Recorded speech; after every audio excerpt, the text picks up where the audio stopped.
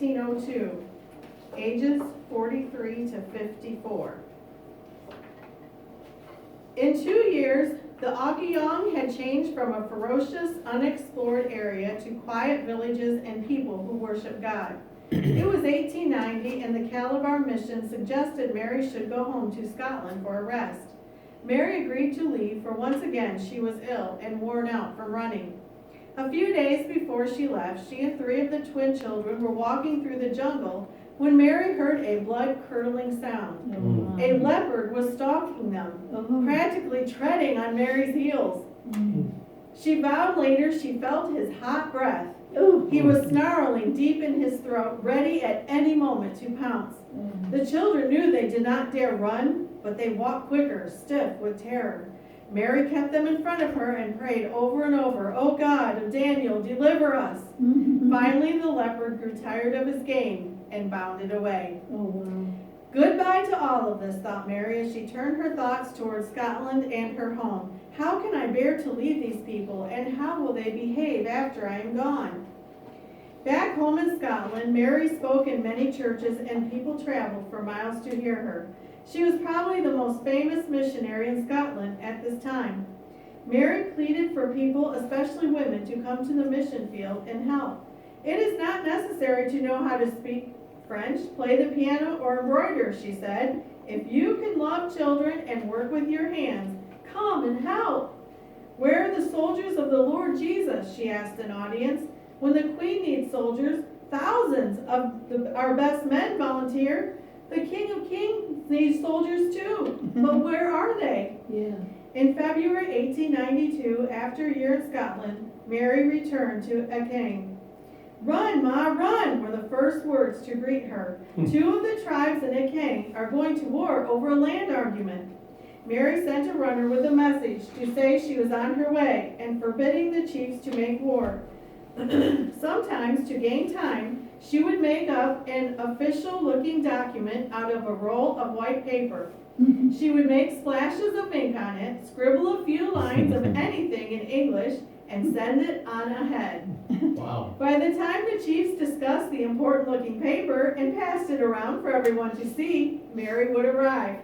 This time, Mary found out where the palaver, or conference, or discussion as they called it, was being held and marched off alone through the jungle, carrying her bag of knitting. She confessed to a friend, "I sit and knit at palaver so they don't notice how my hands are shaking." A palaver could be a very touchy situation. When Mary arrived, many chiefs were sitting in a circle in a clearing under big umbrellas. Each had 40 to 50 warriors with him, with swords and loaded rifles. Everyone was angry and tense. With a prayer for wisdom, Mary pulled her knitting out of her bag and calmly seated herself in the circle. It had been quiet as Mary greeted each of the chiefs. Fighting could erupt at any moment. Saying the wrong word now would turn the palaver into a bloody battle. Mary understood this. As she asked questions and made jokes, she could see them relax a little. Outwardly, she was their severe, rather stern Ma, but inwardly, her thoughts were something like this. "I'm afraid this time the talking isn't going to last very long. When the shooting starts, perhaps I better jump into the hollow trunk of the tulip tree." All day, Mary sat under the hot sun, without food or water, knitting and making comments, listening to both sides. So far, she had kept the chiefs from bursting out in anger. By night, everyone had had a say, and Mary stood up to announce her verdict, just as a judge might do.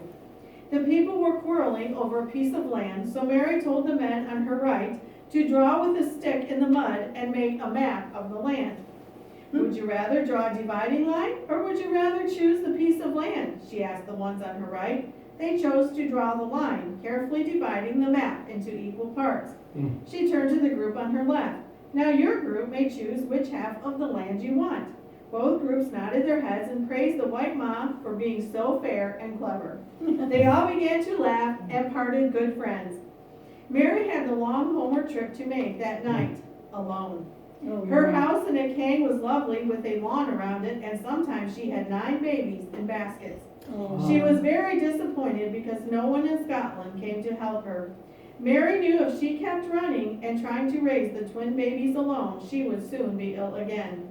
She traveled down to Duketown to insist upon a helper or two, but when she arrived and saw how overworked and sick the missionaries were and learned that several had died, she returned to Akang without saying a word about her need. All is dark except above, she wrote home. God's ways are safe and sure. She knew she must keep going alone. Mary could see a change in the people. Though they still drank at funerals, they no longer killed wives and slaves. They had seen how valuable human life is, even that of a tiny twin baby. The people now planted crops and earned money by selling the extras.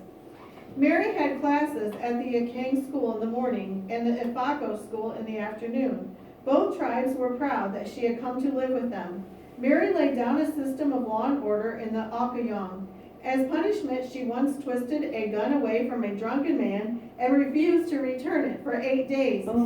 If I see you making trouble again, she warned, I will smash your gun in pieces. Another time, a big warrior came to Mary and declared someone had bewitched him right in the pit of the stomach. Wah, she bawled like a baby sitting on a stump.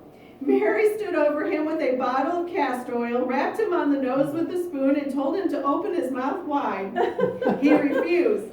Mary gave him a sharp clout on the ear, and the warrior meekly opened his mouth and took his medicine. A Scotsman, Sir Claude MacDonald, was appointed Consul General of Duketown. The missionaries were glad for his cooperation and support, and one day Mary had the chance to meet him. I am sending soldiers into the Akayong territory to enforce the law, he told her. I still hear stories of murder and tribal war. Mary protested. It is too soon to do this. The people are not used to being punished for their customs. They may stage a rebellion against you, and you will undo all the work I have tried to do.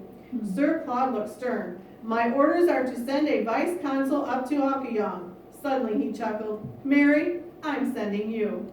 You may rule the district as you please. You will be a government employee with a small salary. Mary was now a vice consul for Queen Victoria of the British Empire. She went back to Akayong and explained to the people. She traveled all over listening to their complaints, reviewing hard cases, and passing judgment. At her home in Akang, the meals were served all hours of the day and night because Janie never knew when Mary was going to be there. She had constant emergency calls to come and save twins, prevent wars, settle fights. One Sunday morning, while it was still dark, she apologized to a guest. I'm so sorry I laid in bed so long this morning, but I was reading my Bible. It was only 5:30 a.m. Mary often heard talks of bandit women who roamed the bush, and one day she met them. They surrounded her house asking for liquor and threatening to burn down her home. I don't have liquor, snapped Mary, and I wouldn't give it to you if I did. Her sharp eyes noticed that the women were tired and hungry looking. If you would like a nice hot meal, go and finish plastering the walls of the schoolhouse. What? Why should we work for you? Maybe we'll just shoot you. And we'll end there. Oh dear.